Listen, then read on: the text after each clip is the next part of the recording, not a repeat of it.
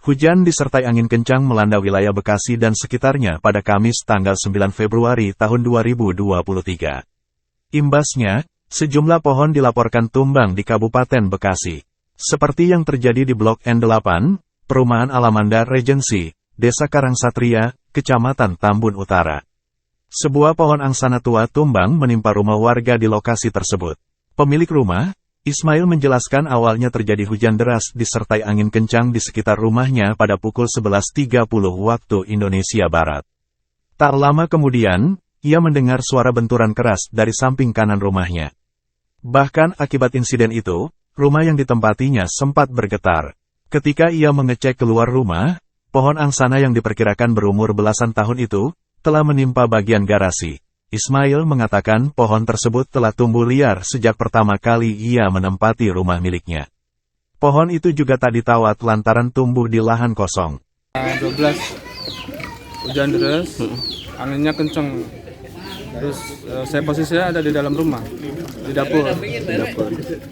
Saya dengar suara brek gitu aja, keras.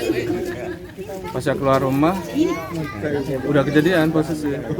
Berarti posisi Bapak di belakang ya? Saya posisi di dapur. Dapur belakang ya, Pak? Dapur belakang ya. Baik. Ini pohon jenis apa, Pak? Kalau Angsana.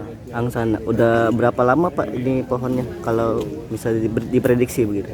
Kurang lebih sampai 10 tahunan lebih ya. 10 tahun. 10 ya. Tapi kalau pohon angsana itu kan subur gitu. Udah gitu dia posisinya cepet gede.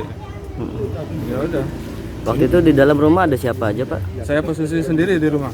Oh, sendiri. Iya. Baik. Padahal mobil juga keluar. Jadi pas ada kena garasi gitu, alhamdulillah mobil masih aman. Baik. Pak, ini pas angin kencang itu Pak, kejadiannya atau gimana sih? Iya, Pak, pas banget bareng sama angin kencang itu plus hujan deras itu. Ini yang tertimpa apa Pak? Bagian rumah yang mana? Garasi, kemudian ruang tamu, sama kanopi depan, sama kamar yang depan juga kena. Tapi nggak ada korban ya Pak? Alhamdulillah sih nggak ada korban.